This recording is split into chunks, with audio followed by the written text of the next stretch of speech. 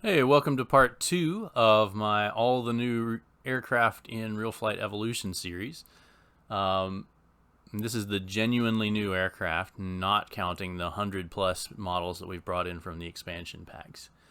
This is the E-flite 50mm Habu SS. I really enjoy this little jet. I'm not a huge jet fan. I like them just fine, but they're not the thing I go to for most of my flying. However, this one is just so much fun and so convenient to keep in the car that it generally goes with me on every trip to the flying field. It uses a 2200 milliamp hour 3-cell battery that I have like a billion of, and it's just quick and sporty, and let's take off and fly it some. So I'm flying this in AS3X mode. It does have safe. Here's safe on.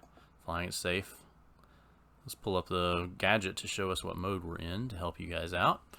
I'm going to drop it back into AS3X because that's how I like to fly. It's quick. It doesn't look, it looks even quicker than it is because it's so small, but we're cruising around at about 80 miles an hour.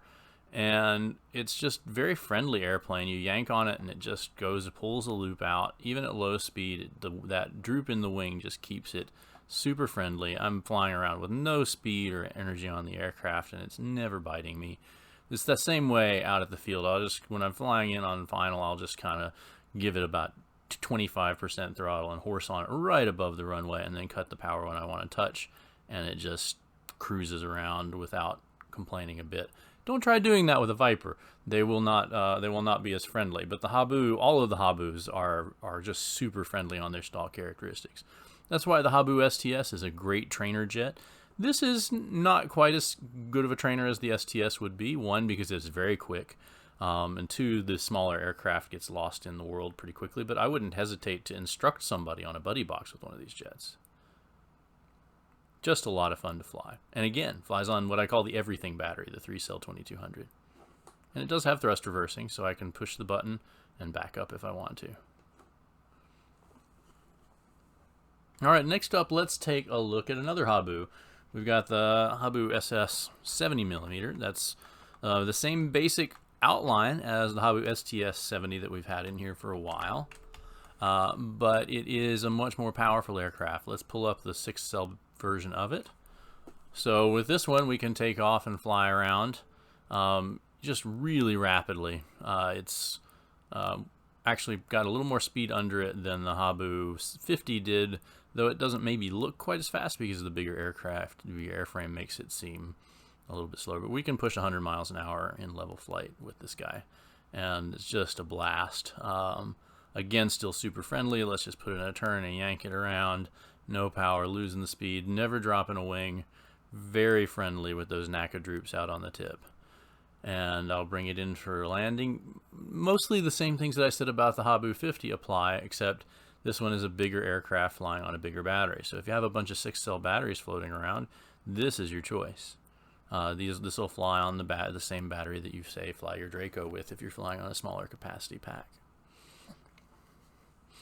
Next up, we've got the Night Timber X float plane. We're going to have to load up a night airport, but first I'm going to show you that we can take off from here. So the Night Timber X we've had in the sim for a while, but we've got some floats under it for you now. If you hold up elevator and throttle up, it'll drag it off the ground. In reality, you'd be grinding on your floats pretty hard, so I wouldn't really recommend doing that from an asphalt runway, but it works just fine. But why don't we go find ourselves an airport, a water airport that we can fly it at. Maybe we'll even make it nighttime there. But it's kind of fun to hover an airplane with floats on it. Let's go get some water under this thing. I'll load up the Alpine Lake Airport. It's a nice water field.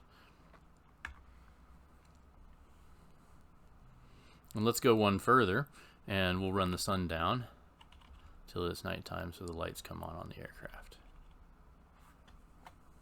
Here we go.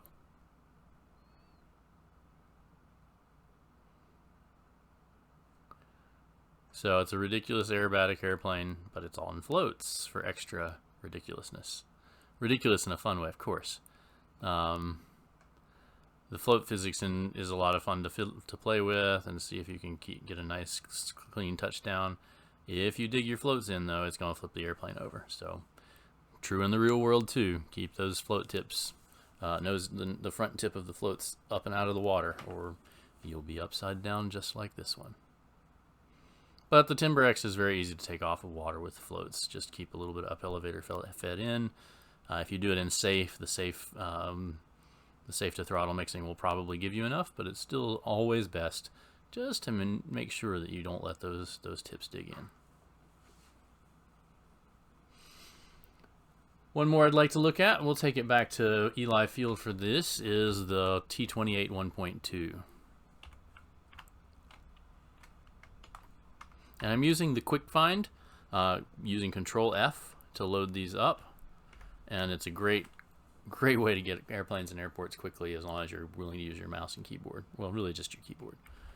So we'll load up the 4-cell version of this just to let you see how much power it can carry around.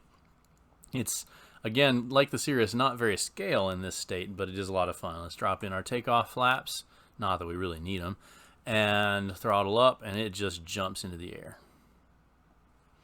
Get rid of those flaps, pull up the landing gear. This airplane also draws really nice lines in the sky, kind of like the 150 that we were looking at earlier, the 150T.